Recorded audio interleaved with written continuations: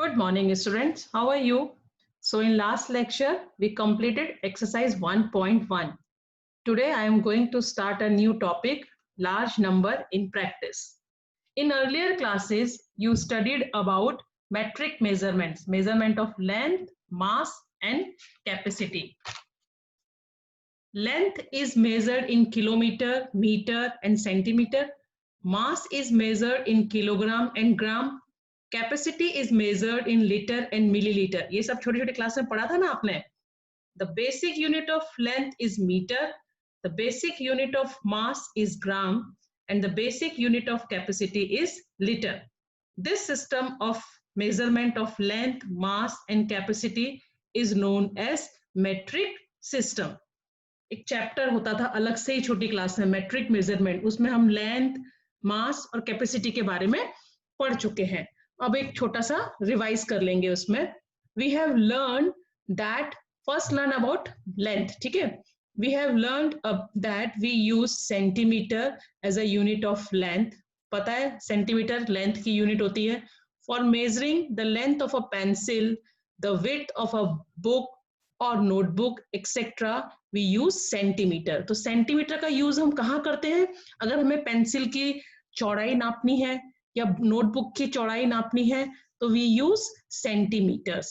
Our ruler has mark on each centimetre. अब आपके पास scale होता है, स्केल में आप देखते हो ना एक साइड पे सेंटीमीटर्स मार्क होते हैं. देखो है ना, यहाँ से हम मेजर कर सकते हैं पेंसिल की लेंथ को या नोटबुक की विड्थ को. For measuring the thickness of a pencil, however, we find centimeter too big. अब उसकी अगर पेंसिल की थिकनेस को अगर हमें मापना है तो उसके लिए तो सेंटीमीटर भी बड़ा हो गया. उसके लिए हमें एक और छोटी यूनिट चाहिए. We use millimetre to show the thickness of a pencil. तो पेंसिल की थिकनेस को मापने के लिए हम जो यूनिट यूज करते हैं वो होती है millimetre. It means centimetre is greater than millilitre. Millilitre छोटा यूनिट है, उससे बड़ा क्या होता है? Centimetre. It means 10 millimetre is equal to 1 centimetre. मतलब 10 मिलीमीटर मिलकर 1 सेंटीमीटर बनाता है. तो अकॉर्डिंग टू द इक्विपमेंट बोलो, मतलब जिस चीज को हमें मापना है, जैसे पेंसिल की लेंथ मापनी थी तो हमें सेंटीमीटर यूनिट चाहिए. पेंसिल की ही विड्थ अगर हमें मापनी थी तो हमें जो यूनिट चाहिए वो है millimetre. To measure the length of the classroom or the school building, we shall find centimeter too small. अब अगर हमें बोला जाए क्लासरूम की लेंथ नापो या बिल्डिंग, स्कूल बिल्डिंग की लेंथ नापो, तो क्या सेंटीमीटर से माप सकते हैं हम? वो बहुत छोटी यूनिट हो जाती है उसके लिए. We use metre for the purpose. इन सब चीज के लिए हम जो यूनिट यूज करते हैं वो होती है metre. It means 1 metre is equal to 100 centimetre. मतलब 100 सेंटीमीटर मिलकर 1 मीटर बनाते हैं. तो जब 100 सेंटीमीटर मिलकर 1 मीटर बना रहे हैं तो हाउ मेनी मिलीमीटर मिलकर 1 मीटर बनाएंगे? तो अगर हम 100 को 10 से मल्टीप्लाई कर दें तो 1000 है ना, क्योंकि दोनों में मिलीमीटर और सेंटीमीटर में कितने का डिफरेंस है? 10 का. तो 1 metre is equal to 1000 millimetre. तो पता चला बड़ा, सबसे बड़ा मीटर, उससे छोटा सेंटीमीटर, उससे छोटा मिलीमीटर. तो 1 metre is equal to 100 centimetre and 1 metre is equal to 1000 millimetre. और 1 centimetre is equal to how much millimetre? 10 millimetre. ठीक है. Every meter is too small when we have to state distance between cities, says Delhi and Mumbai or Chennai and Kolkata. For this we need kilometers. अब अगर हमको और बड़ा बड़ा distance measure करना है, जैसे दिल्ली से मुंबई तक का है ना, मद्रास से कोलकाता तक का, तो क्या हम मीटर में मेजर कर सकते हैं? नहीं. उसके लिए जो यूनिट यूज होती है this is kilometre. So 1 kilometre is equal to 1000 metre. इसका मतलब कितने मीटर मिलके 1 किलोमीटर बनाते हैं? 1000 मीटर. तो how many millimetre make 1 kilometre? अब जब 1000 metre is equal to 1 kilometre है तो कितने millimetre is equal to 1 kilometre होंगे? आपने देखा था 1 मीटर पीछे वाली स्लाइड में 1 metre is equal to 1000 millimetre थे, है ना. तो सिंस देखो यहाँ लिखा है 1 metre is equal to 1000 millimetre, 1 kilometre is equal to 1000 metre. तो 1000 मल्टीप्लाई बाय 1000 मिलीमीटर हो जाएगा. It means 10 lakh millimetre. 1 kilometre is equal to how many millimetre? 1 kilometre is equal to 10 lakh millimetre. क्यों? क्योंकि 1 किलोमीटर में 1000 मीटर होते हैं और 1 मीटर में 1000 मिलीमीटर होते हैं। तो 1000 मल्टीप्लाई बाय 1000 कर देंगे तो we get how many millimetre in 1 kilometre. ठीक है, तो ये हो गई लेंथ की बात। तो आपने देखा लेंथ में सबसे बड़ी यूनिट किलोमीटर, बहुत बड़े बड़े डिस्टेंस मेजर करने हो तो वी यूज किलोमीटर, उससे छोटे कोई चीज मापनी हो मेजर करनी हो तो मीटर, उससे छोटा सेंटीमीटर और उससे बड़ा उससे छोटा मिलीमीटर। तो 1 kilometre is equal to 1000 metre. ठीक है, 1 metre is equal to 100 centimetre and 1 centimetre is equal to 10 millimetre. ये आपको यूनिट्स पहले पढ़ चुके हो, एक बार आप खाली लर्न कर लेना। अब हम बात करते हैं वेट की। ठीक है, we go to the market to buy rice और व्हीट। अब मुझे बाजार जाना है, बाजार से राइस और व्हीट खरीदने हैं, तो we buy it in kilogram. तो हम किस में बोलते हैं शॉपकीपर को 500 ग्राम्स दे दो, 1 किलोग्राम दे दो, है ना? तो we use these unit. But items like ginger और चिलीज, अब हमें जिंजर खरीदना है या चिली खरीदना है तो वो तो बहुत क्वांटिटी में हम नहीं खरीदते ना, किलो किलो में तो नहीं खरीदते हैं। Which we do not need in large quantities, क्योंकि हमको ज्यादा क्वांटिटी में नहीं चाहिए। वी बाय इन ग्राम्स, तो हम उसको किस में खरीदते हैं? ग्राम्स में। तो we know 1 kilogram is equal to 1000 gram. तो 1 किलोग्राम कितने ग्राम से मिलके बना होता है? 1000 ग्राम से। ठीक है, have you notice the weight of the medicine tablets given to the sick? अब आपने कभी नोटिस किया है, कभी बीमार को अगर हम दवाई देते हैं तो दवाई में टैबलेट में कुछ लिखा होता है, it is very small, it is in milligram. उसमें जो क्वांटिटी होती है दवाई की, वो ग्राम भी बहुत बड़ा यूनिट हो गया उसके लिए, तो किलोग्राम तो बहुत ही बड़ा हो गया। उस पर जो यूनिट यूज होती है this is milligram. So 1 gram is equal to 1000 milligram. इसका मतलब 1000 मिलीग्राम मिलकर 1 ग्राम बनाते हैं। ठीक है, और 1 किलोग्राम में कितने ग्राम्स होते हैं? 1000 ग्राम। सो समझ में आया? 1 kilogram is equal to 1000 gram, 1 gram is equal to 1000 milligram. अगर मैं आपसे पूछूं 1 किलोग्राम में कितने मिलीग्राम, तो 1000 multiply by 1000 is equal to 10 lakh milligram होते हैं। ठीक है, तो सबसे बड़ा यूनिट हो गया किलोग्राम, उससे छोटा ग्राम, उससे छोटा milligram. Now what is the capacity of a bucket for holding water? अब इस बकेट में पानी है, इसकी क्या कैपेसिटी होगी? इट इज यूजली 20 लीटर, हम बोलेंगे इसमें 20 लीटर पानी है। ठीक है, capacity is given in litres. जो लिक्विड चीजें हमें मेजर करनी होती है वो हम किस में मेजर करते हैं? लीटर्स में। But sometimes we need a smaller unit, पर हमेशा तो हम लीटर यूज नहीं करते हैं, कभी कभी हमें छोटी यूनिट भी यूज करनी पड़ती है ना, तो वो होती है मिलीलीटर।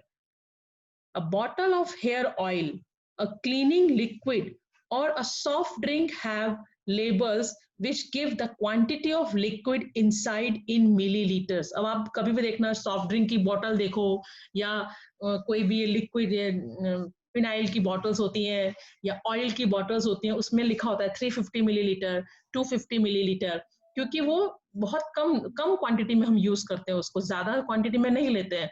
ज्यादा क्वांटिटी होगी तो वो लीटर में यूज होती है, और ये सब छोटी छोटी जो क्वांटिटीज होती हैं वो हम किस में यूज करते हैं? मिलीलीटर्स में। तो it means 1 litre is equal to how many millilitre? 1 litre is equal to 1000 millilitres. तो ये चीजें आपको पढ़ चुके हैं आप पहले क्लास में, सिर्फ रिवाइज करनी है, याद करनी है। तो सबसे बड़ा यूनिट कैपेसिटी में क्या हो गया? लीटर, और उससे छोटी यूनिट हो गई millilitres.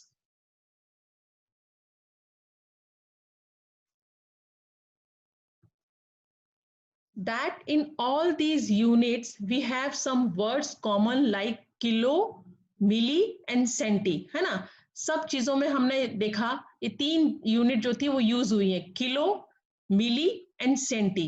You should remember that among these kilo is the greatest and milli is the smallest. इसमें आपने देखा किलो वाला जो यूनिट होता है वो सबसे बड़ा होता है, और जिसके आगे मिली लिखा होता है वो सबसे छोटी यूनिट होती है।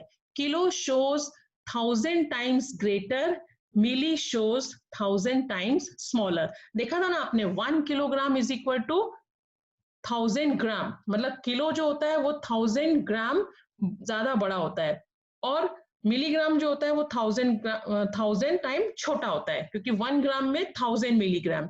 ठीक है, सो जो तीन चीज बेसिक यूनिट है, kilo, milli and centi. Kilo जो होती है वो सबसे बड़ी होती है, kilo is the greatest and milli is the smallest unit. ठीक है, kilo shows 1000 times greater and milli shows 1000 times smaller। Example दिया देखो, 1 kilogram is equal to 1000 grams and 1 gram is equal to 1000 milligrams। Similarly, centi shows 100 times smaller, that is 1 meter is equal to 100 centimetre. Centi क्या show करता है, उस 100 times छोटा show करता है कि एक 1 metre is equal to 100 centimetre. So try these given on page number 14. The first question is, a bus started its journey and reached different places with a speed of 60 kilometre per our. एक बस अपनी journey start करती है और अलग अलग places पर जाती है, लेकिन उसकी स्पीड क्या है, 60 किलोमीटर पर आवर, मतलब एक घंटे में वो 60 किलोमीटर जाती है। तो first question is, find the total distance covered by the bus from A to D. अब यहाँ पे प्लेसेस के देखो दिए हुए, A B C D E F G then A, मतलब ए से स्टार्ट करते हुए डिफरेंट डिफरेंट प्लेसेस पे गई है और वापस ए पर आ गई है। तो first question is, find the total distance covered by the bus from A to D. अब ए टू डी मतलब first distance is A to B, then B to C, then C to D. ये तीन जो distance है इनको हम add करेंगे तो we can find the distance covered by bus from A to D na? So answer is, total distance covered by the bus from A to D is equal to, first distance A to B is 4170 plus second distance B to C is 3410 and third distance from C to D is 2160। तीनों को plus कर देंगे तो हमें total distance covered by the bus from A to D मिल जाएगा, this is 9740 kilometer। Now next question, find the total distance covered by the bus from D to G। अब C, where is D? This D to G के लिए D to E, E to F and F to G के जो 3 distances हैं उन्हें हम plus करेंगे तो we get the distance covered by the bus from D to G। So answer is, total distance covered by the bus from D to G is equal to, first D to E is 8140 plus E to F is 4830 and F to G is 2550। तीनों को हमने add किया तो my answer is 15520। This is the total distance covered by the bus from D to G। Now next question, third, find the total distance covered by the bus if it starts from A and return back to A। अब हमें total distance find करना है, ए से वो start किया, A से B, B to C, C to D, D to E, E to F, F to G and G to A. तो total distance covered by bus from A and return back to A. So answer is, total distance covered by the bus if it starts from A and return back to A is ठीक है, total distance covered by bus from A to D. देखो दो question में हमने find कर ही लिया distance, A to D distance find कर लिया हमने, दिस इज 9740। सेकंड डिस्टेंस हमने डी टू जी फाइंड कर लिया था 15520। अब सिर्फ क्या बचा था, जी टू ए। तो this distance plus this distance plus this distance अगर मैं कर दूं तो ए टू ए डिस्टेंस मुझे मिल जाएगा, वही मैंने आंसर में लिखा है। देखो, total distance covered by the bus from A to D plus total distance covered by the bus from D to G plus distance covered from G to A। तो सबको इतना प्लस नहीं करना पड़ेगा, ये दो आंसर लेके और जो डिस्टेंस रह गया था उसको प्लस कर दिया तो आंसर इज 26550 किलोमीटर। समझ में आ रहा है ना क्या पूछा है, अलग अलग डिस्टेंस पूछे हैं, उन डिस्टेंस को हम प्लस करते जा रहे हैं तो हमें आंसर मिल रहा है। Next question, can you find the difference of distances from C to D and D to E। मतलब C to D और D to E के दो जो डिस्टेंस हैं उनके बीच का डिफरेंस फाइंड करना है। चलो फाइंड करते हैं। we seen from the figure distance from C to D is what? 2160 kilometer, and distance from D to E is equal to 8140 kilometer. दोनों का distance हमें पता चल रहा है, C to D और D to E. Therefore difference is equal to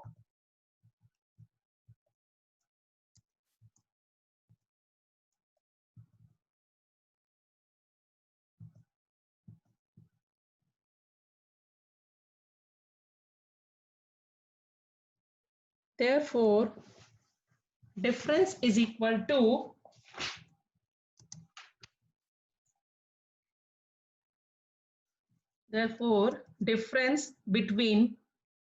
difference is equal to 8140 minus 2160 is equal to 5980. अब मैं 8140 से 2160 को माइनस कर दूं तो आंसर इज 5980 किलोमीटर. तो पता चला दोनों के बीच का डिफरेंस हमने फाइंड कर लिया. दो का डिफरेंस पूछा था क्वेश्चन में, C to D और D to E का डिफरेंस फाइंड करो. तो हमेशा बड़े नंबर से छोटे नंबर को सब्ट्रैक्ट करते हैं. तो 8140 किलोमीटर से 2160 को माइनस किया तो we get 5980 kilometre. Now fifth question.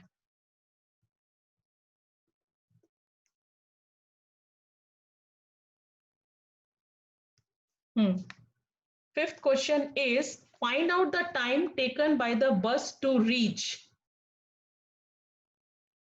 A to B. First question is A to B. Now it is give time taken, time निकालना है हमें. ठीक है, क्वेश्चन में हमें स्पीड दिया हुआ है. Now it is given bus speed is 60 kilometer per hour, which means it's cover 60 kilometer in 1 hour. तो एक फॉर्मूला होता है टाइम निकालने का. Time is equal to distance upon speed. ये एक फॉर्मूला है टाइम का, distance upon speed. So first question A to B का हमें टाइम निकालना है. तो डिस्टेंस कितना है from A to B? 4170 kilometre. So time taken is equal to distance upon speed. Distance 4170 and speed कितना क्वेश्चन में दिया है. This is given in the question 60 kilometre per hour divide by 60. अब इसको हम डिवाइड करते हैं तो आंसर आया 69 आवर्स. 30 रिमेनिंग रहेगा, इट मींस वो क्या रह गया? मिनट्स. और बाकी 69. तो answer is 69 hours 30 minutes. Second पूछा है distance C to D. C to D का डिस्टेंस कितना था? 2160. फॉर्मूला यही होता है, time is equal to distance upon speed. तो टाइम डिस्टेंस है 2160 डिवाइडेड बाय स्पीड इज 60. इसको हमने डिवाइड किया तो आंसर आया 36 आवर्स. ये डिवाइड करना आपको करना है अपने आप. 36 hours. C question is E to G. So total distance covered from E to G is equal to E to G में दो डिस्टेंस है, E to F and F to G. तो E to F का distance कितना है? 4830 and F to G का distance कितना है? 2550. दोनों को प्लस करके टोटल डिस्टेंस फाइंड कर लिया 7380 kilometre. So time is equal to distance upon speed. Distance is 7380 divided by 60. इसे डिवाइड करेंगे तो आंसर आया 123 hours. And fourth total journey. Total journey का टाइम निकालना है. तो टोटल डिस्टेंस हम फाइंड कर चुके थे. आगे था ना एक क्वेश्चन कि A to A तक का टोटल डिस्टेंस कितना होता है. वो आंसर था हमारा 26,550 किलोमीटर. तो total distance we know. So formula is time is equal to distance upon speed. Distance is 26,550 divided by 60. Divide किया तो 442.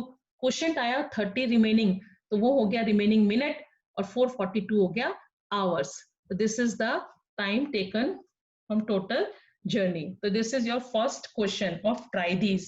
Now second question. Second question में आप देखोगे एक वो दिया है, दो बॉक्स दिए हुए, एक में थिंग्स और उसके प्राइस दिए हैं, और दूसरे में sales during the last year, और उनकी जो सेल हुई है कितना चीजें वो बिकी हैं वो दिए हुए.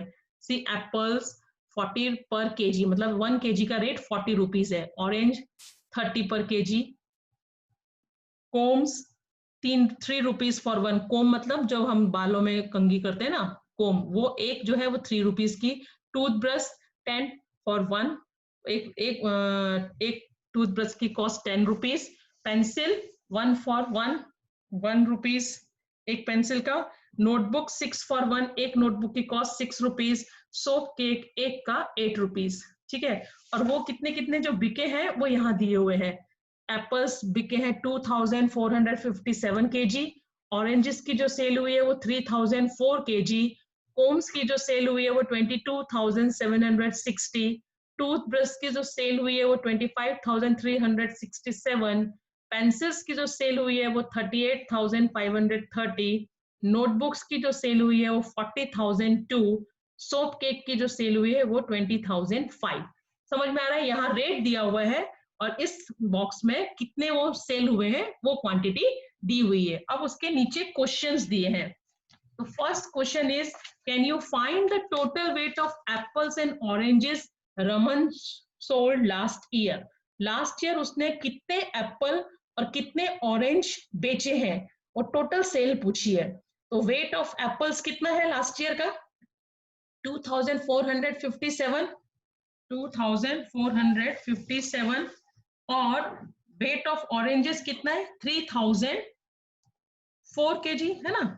सो टोटल वेट कितना हो गया, दोनों को ऐड कर देंगे, 2457 प्लस 3004 प्लस करके दोनों को प्लस करेंगे तो आंसर आ जाएगा 5461 केजी। तो फर्स्ट क्वेश्चन यही पूछा था कि टोटल वेट कितना है एप्पल और ऑरेंज का जो उसने लास्ट ईयर सेल किया है। तो weight of apples plus weight of orange, दोनों के वेट को प्लस कर दिया तो we get answer 5461 KG is the answer. The total weight of orange and apple is equal to 5461 KG. Now B question is, can you find the total money Raman got by selling apples?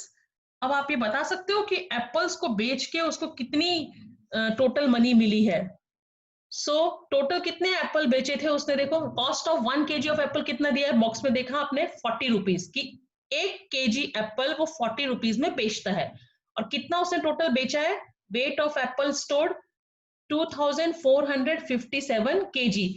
अब एक का rate हमें मालूम है और इतना जितना बिका है वो बहुत ज्यादा है, तो ज्यादा का जो हमें निकालना हो तो क्या करते हैं, मल्टीप्लाई, है ना। So answer is total cost of apple is equal to 2457 multiply by 40। Easy हो जाता है, जीरो है तो एक जीरो पीछे लग जाएगा और 4 से मल्टीप्लाई कर देंगे, 4 7 जा 28, 8 यहाँ आ गया, 2 कैरी, 4 5 जा 20, 20 में 2 ऐड किया तो 22, 2 यहाँ 2 कैरी, 4 4 जा 16 प्लस 2 18 का 8, 1 कैरी, 4 2 जा 8 प्लस 1 9, 9। तो ये हो गया answer. Money Raman got by selling apple in rupees 98,280। तो समझ में आया। Now see, can you find the total money Raman got by selling apples and oranges together. अब एप्पल और ऑरेंजेस को बेच के उसको टोटल कितना वो मिला है ना। तो cost of 1 KG of orange कितना दिया हुआ है 30 रुपीज और कितने उसने ऑरेंजेस बेचे हैं 3004 केजी। तो मल्टीप्लाई करके एक हम इसका टोटल कॉस्ट निकाल लेंगे, ऑरेंज कितने उसको मिले, तो 3000 मल्टीप्लाई बाय 30। देखो ये भी इजी हो जाता है, 30 जीरो है तो जीरो आ गया लास्ट में, 3 से मल्टीप्लाई कर दिया, 3 4 12 का 2, 1 carry, 1 as it is, 0 as it is and 3 3 9। तो टोटल मनी उसको कितना मिला ऑरेंज सेल करके 90,120। अब क्वेश्चन क्या था, एप्पल और ऑरेंज दोनों को बेच के उसको कितना पैसा मिला है। तो एप्पल का तो हमने फाइंड किया था, तो money Rama got on selling apples and orange is equal to apple from money from apples plus money from orange. तो मनी फ्रॉम एप्पल्स हमें निकाला था फर्स्ट क्वेश्चन में, this is 98,280 plus money from oranges ये हमें मिला 90,120। दोनों को ऐड किया तो टोटल आंसर मुझे मिल गया। तो money Rama got on selling apples and oranges is rupees this 1,88,400 is the answer. 1,88,400 is the answer. यही पूछा था उन्होंने, है ना. फर्स्ट देखो, फर्स्ट में तो एप्पल और उसका वेट पूछा था, ऑरेंजेस का, ठीक है, total weight. Second B question में उन्होंने total money Raman got by selling apples, apples को बेच के उसको कितना मनी मिला था. सी में उसको can you find the total money Raman got by selling apples and orange, दोनों को मिला के. तो एप्पल्स का हमने फाइंड किया हुआ था, टोटल कॉस्ट ऑरेंज की हमने निकाल ली, फिर ऑरेंज और एप्पल्स दोनों को ऐड करके टोटल मनी हमको मिल गई. ठीक है. अब है डी क्वेश्चन कि make a table showing how much money Raman received from selling each item. अब ये बोल रहे हैं हर आइटम को बेच के उसको कितनी मनी मिली है. Arrange the entries of amount of money received in descending order, और जो भी टोटल अमाउंट आएगा उन सबको डिसेंडिंग ऑर्डर में अरेंज करना है. Find the item which brought him the highest amount, और वो आइटम का नाम बताना है जो बहुत ज्यादा जिससे अमाउंट मिला है. और how much is this amount, और वो अमाउंट क्या है. This is the fourth question. इसमें पहले हमें एक टेबल बनाना पड़ेगा. टेबल देखो हमने बनाया, और जो आइटम्स थे वो सब हमने पहले लिख लिए. कौन कौन से आइटम्स थे? Apple, orange, comb, toothbrush, pencil, notebook, soap cake. ठीक है. उन सबके हमने रेट लिखे. ये उन्होंने हमको दिए ही है बुक क्वेश्चन में कि 1 kg एप्पल की कॉस्ट 40, 1 kg ऑरेंज की कॉस्ट 30 रुपीज, एक कोम की कॉस्ट 3 रुपीज, एक टूथब्रश की कॉस्ट 10 रुपीज, एक पेंसिल की कॉस्ट 1 रुपीज, एक नोटबुक की कॉस्ट 6 रुपीज और एक सोप केक की कॉस्ट 8 रुपीज. क्वांटिटी कितना बिका. ठीक है. तो एप्पल हमारे 2457, तो एक का मालूम है हमें, ज्यादा का पूछा है तो क्या करेंगे? मल्टीप्लाई. तो 2457 को 40 से मल्टीप्लाई किया तो हमें आंसर मिला 98,280. ठीक है. 30 रुपीज 1 kg ऑरेंज का रेट है, और टोटल ऑरेंज कितने बिके? 3004. तो 3004 को 30 से मल्टीप्लाई किया तो टोटल कॉस्ट मिल गई ऑरेंज की. ठीक है. 1 कोम की कॉस्ट 3 रुपीज थी, और कितने कोम बिके? 22,760. इसको मैंने 3 से मल्टीप्लाई करूंगी, we get the total cost of the comb. Then toothbrush, एक टूथब्रश की कॉस्ट 10 रुपीज, टोटल कितने बिके? 25,367. 10 से मल्टीप्लाई किया तो टोटल कॉस्ट आ गई. पेंसिल की एक की कॉस्ट 1 रुपीज, टोटल कितनी बिकी है? 38,530. 1 से मल्टीप्लाई किया तो सेम एज इट इज है, उसकी वैल्यू में कोई फर्क नहीं पड़ा. नोटबुक, एक नोटबुक की कॉस्ट 6 रुपीज है, कितनी नोटबुक बिकी है? 40,002. तो 6 से मल्टीप्लाई किया तो मुझे टोटल कॉस्ट मिल गई नोटबुक की. अब एक सोप केक की कॉस्ट 8 रुपीज, टोटल कितनी बिकी है? 20,005. तो इसको 8 से मल्टीप्लाई करूंगी तो मुझे आंसर मिल गया 1,60,040 रुपीज. तो ये मुझे टोटल कॉस्ट मिल गई. अब उन्होंने क्या पूछा है? ये जो टोटल अमाउंट आया है इन्हें अरेंज करना है in descending order. Descending order मैंने आपको पढ़ाया था, मतलब arrange the numbers from greatest to smallest. ठीक है, बड़े से छोटा. अब हम बड़े से छोटा फाइंड करेंगे. इसमें सब डिजिट्स को देखेंगे. ठीक है. पहले मैंने आपको क्या सिखाया था? नंबर ऑफ डिजिट काउंट कर लेने का हर नंबर में. यहाँ 1 2 3 4 5, 1 2 3 4 5, 1 2 3 4 5, 1 2 3 4 5 6. इसमें 6 डिजिट है, इसमें 5 डिजिट है, इसमें 6 डिजिट, मतलब इसका मतलब 3 नंबर्स में 6 डिजिट है. तो इन तीनों नंबर में से कोई एक बड़ा होगा. अब मैंने क्या बताया था? प्लेसेस पे लेफ्ट साइड से देखना शुरू करते हैं. here is 2, here is 2, here is 1. तो ये तो छोटा हो गया 1 वाला. Now compare these two number. Okay, here is 5, here is 4. Which one is bigger? 5 is greater than 4. It means this number 2,53,670 is the greatest number from in all these number. तो ये सबसे पहले आ जाएगा. ठीक है. अब हमने इन दो को कंपेयर किया था क्योंकि दो बड़े थे, ये पहले पे आ गया तो ये दूसरे नंबर पे आ जाएगा 2,40,012. और फिर ये तीसरा एक 6 डिजिट का था, ये सबसे छोटा हो गया इन तीनों में, तो थर्ड नंबर पे आ गया ये. अब बचते हैं ये 4 नंबर जो कि 5 डिजिट थे. अब 5 डिजिट के थे तो उसको हम कंपेयर करना शुरू करेंगे उनको. इधर 9 है, यहाँ भी 9 है, यहाँ 6 है, यहाँ 3 है. इसका मतलब ये 6 और 3 तो छोटे हो गए, ये 9 वाले दोनों बड़े हो गए. Now compare these two number. in second place is 8, here is 0, तो 8 is greater than 0, it means fourth place पे कौन सा नंबर आएगा 98,280 और फिफ्थ प्लेस पे 90,120. अब बचते ये दो नंबर, तो इसमें ऑटोमेटिकली फर्स्ट प्लेस पर 6 है और 3 है, तो 6 is greater than 3, तो 6 वाला नंबर आ जाएगा 68,280 देन 38,350. तो नाउ ये जो money receive for different items in descending order, हमको जो टोटल मनी मिली थी उसे हमने डिसेंडिंग ऑर्डर में अरेंज कर दिया.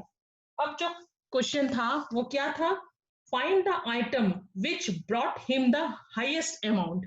वो कौन सा आइटम है जो सबसे ज्यादा जिसको उसमें अमाउंट मिला है. तो which one is this, the sale of toothbrush brought him the highest amount, मतलब टूथब्रश से उसको बहुत ज्यादा अमाउंट मिला है, क्योंकि सबसे बड़ा वही है ना 2,53,670.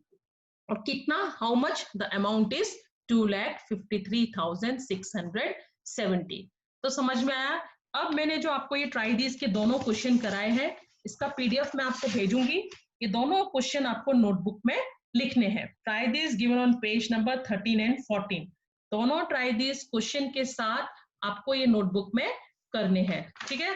So that's it for today's lecture. Watch the video thoroughly. आप इसको ढंग से देखना, समझना. सिंपल मल्टीप्लिकेशन थे, इससे मैंने सॉल्व नहीं किए, आपको करके बताए हैं मैंने, बस समझाया है, समझ में आ जाएगा. ठीक है. तो in next class I will continue the chapter. Bye and take care.